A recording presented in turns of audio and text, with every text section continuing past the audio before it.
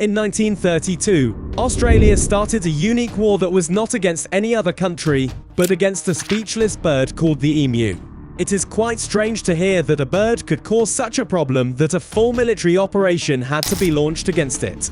The emus had shown the Australian military a hard time during the day. The Australian army lose a war to a bunch of flightless birds. Farmers in the Campion region complained their crops were being destroyed by thousands of emus. The war was triggered by the economic situation of the farmers in Western Australia. After World War I, the whole world was going through a depression, and Australia was also affected. The farmers on their fields were not growing enough crops because of the gap between demand and supply in the market. The price of the commodity was so low that the farmers could not even make ends meet. If this continued, Australia would have nothing left to eat. To control this, the Australian government forced the farmers to produce wheat and promised them subsidies. The farmers accepted these conditions of the government and started the production of wheat. But when these crops were ready, the government backed off and started offering low rates to the farmers. The farmers decided in protest that they would not sell the wheat anymore, and that's why they did not harvest the crops. It was not that the Australian government did not need wheat, but the farmers were blackmailing them because they knew that if they did not sell the ready crop to the government, their crops would be affected by insects. But what the Australian government did not know was that the ordeal was more painful than a worm bite. Emus migrate after their breeding season. Emu are large, flightless birds that belong to the ratite family. They are more than 1.5 meters or 5 feet tall and may weigh more than 45 kilograms. They are fast runners and can reach speeds of up to 50 km per hour. They are the second tallest living bird after the ostrich. When the government came to know about this, they immediately took action and tried to get rid of the emus. In their view, there was only one rapid solution to this problem: a military operation. Yes, the Australian government told the military to launch an operation against the emus. This was a very strange operation that the media called the Great Emu War.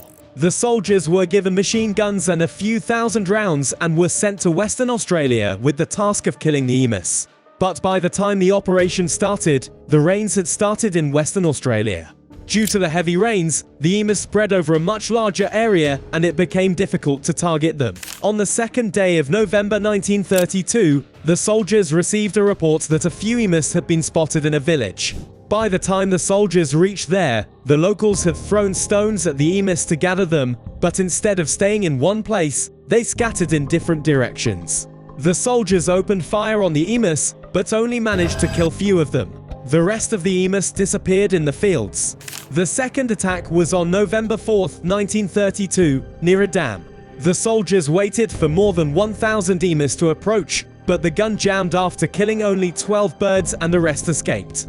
The third attack was on November 15, 1932, after the soldiers moved to a more populated area. They killed about 40 emus over 2 days, but the birds became more wary and avoided the traps. The soldiers continued to hunt the emus until 10 December, killing a total of 986 birds out of 9,860 rounds fired. The battle against the emus was not easy. As it is in wars, when the enemy is not overcome in one way, the strategy has to change. The Australian military decided to change their strategy and teach the emus a lesson. They made a plan to install a machine gun in the back of a car and quickly enter the middle of the emus. Then they would shoot at the fleeing emus from the moving car. They thought that this might work in a real war, but here the enemies were very clever.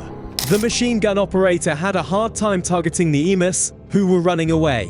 After firing several rounds, only half of the bullets hit the right target. The soldiers adopted this strategy, but the off-road driving was also a challenge.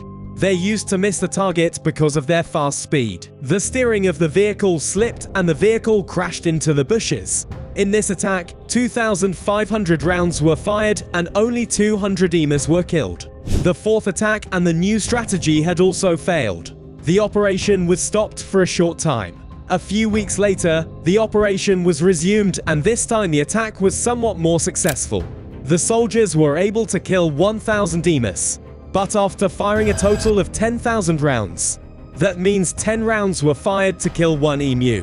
When this matter was raised in the Australian Parliament, the politicians criticised the military's performance a lot.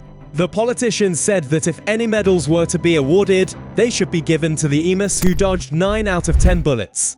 Even after spending so much money, the soldiers only succeeded in killing 1 emu for every 10 shots fired. In the past, about $10,000 were spent on this operation, which is more than $100,000 today. It was a humiliating defeat for the Australian military. The military operation was ended, which meant that the emus had won this battle. As time went by, the population of emus increased, and every year the farmers suffered huge losses. The Australian government entered the field with a new strategy this time. They distributed thousands of weapons to farmers and introduced a bounty system. That is, the farmer who kills more emus will get money accordingly.